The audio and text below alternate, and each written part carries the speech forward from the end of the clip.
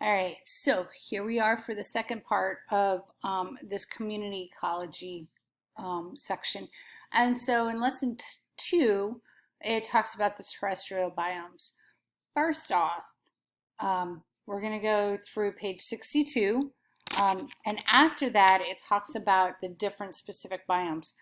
They don't have you do that in high school because that is something that you do in 7th grade.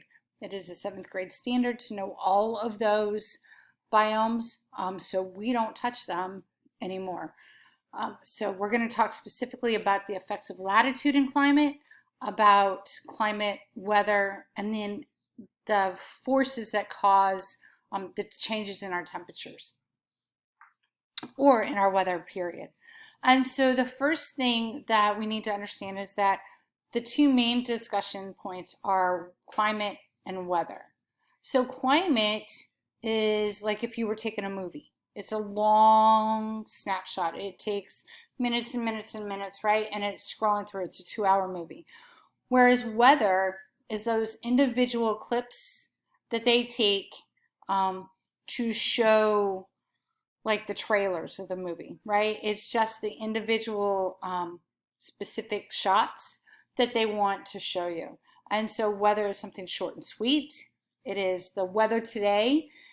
It's April 22nd. It is Earth Day. It is beautiful. It is warm. It is sunny. And at my house, there is no breeze, right?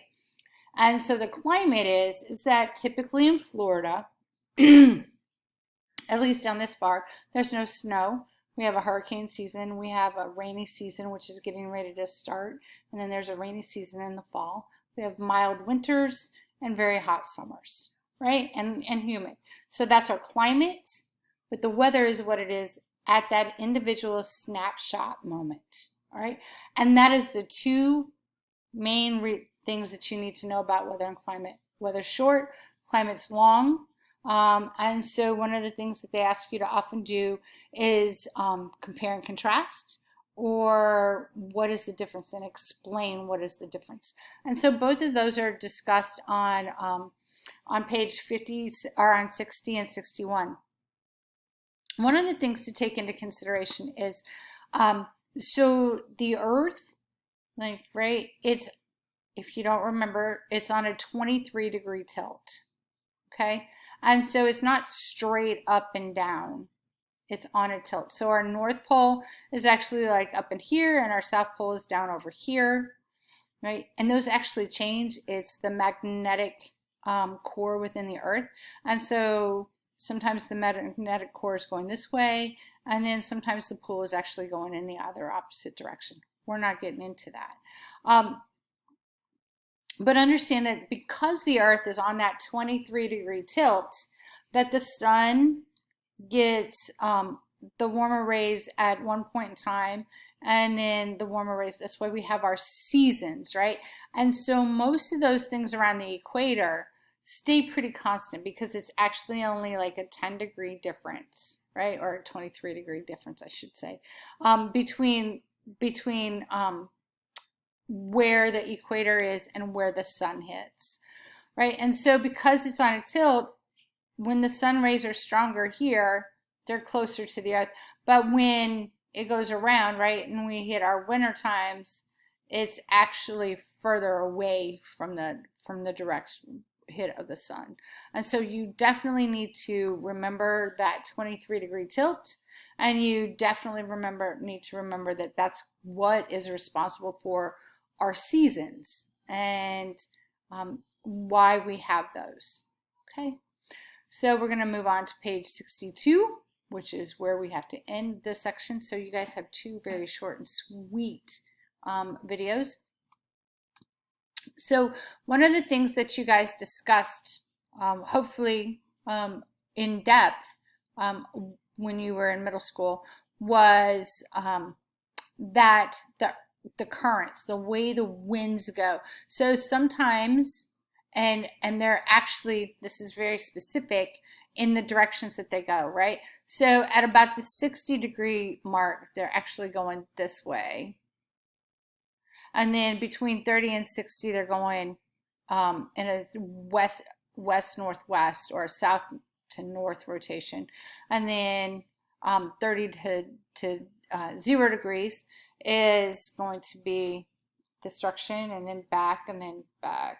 And so they switch, right? So they go like a herringbone in these directions. And so what that's responsible for is that these winds, they're going this way, right? And that's why we get, in the summertime, we get our weather from the Gulf Coast most commonly, right?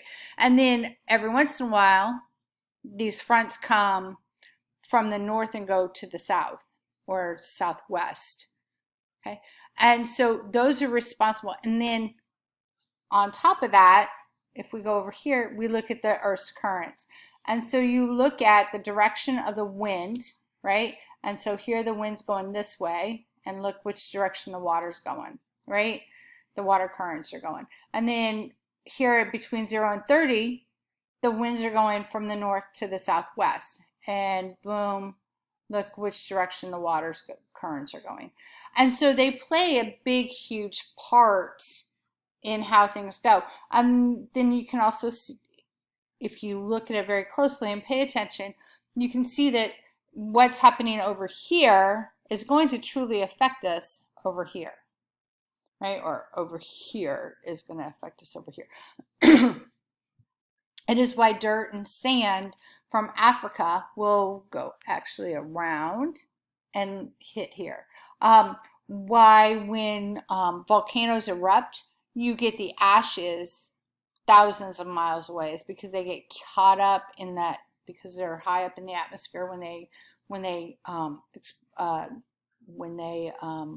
erupt, and so it goes up into the atmosphere, and so all of that ash goes wherever the wind currents go. So it's responsible for a couple of things. It's responsible for our greenhouse effects. It's responsible for our climate.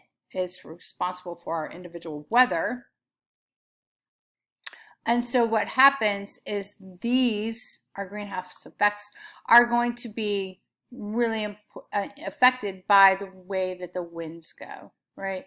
And so the sunlight comes down, and some of it is reflected by the outer atmosphere of the Earth, right? But a lot of it, and a lot of that radiation gets absorbed on Earth, causing it to heat up, right? And then then we also relieve temperature, because if we remember from way back when about our properties of water, that the surface of the water, right, is a heat sink and a heat source. It absorbs a lot of that heat. So what does it do? It releases it, right, into vapor. And as it releases it, it goes back up to the heat goes back up into the atmosphere. And then as those currents move, it causes some of it to be blown back down to the Earth. So when you go to study for a test for these, or when you go to take a test on these, make sure you're looking at the maps that they give you as far as where they're talking about. If they happen to have current maps, please look at them. And one of the other things we didn't get to do this year because of not having labs was plants. And so as we increase the temperature, the carbon dioxide that is in the atmosphere is absorbed into the plants and it's released. And so as it gets warmer, the plants don't open up those stomata often enough to release the oxygen and absorb and to take in the carbon dioxide.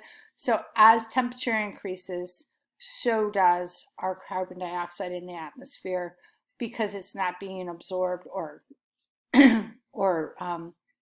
taken in by the plants. So those are short, sweet, to the point about weather, climate, and how and where things are placed on Earth, causing the temperatures or the climate to change. All right? Any questions again, just let me know. Bye, guys.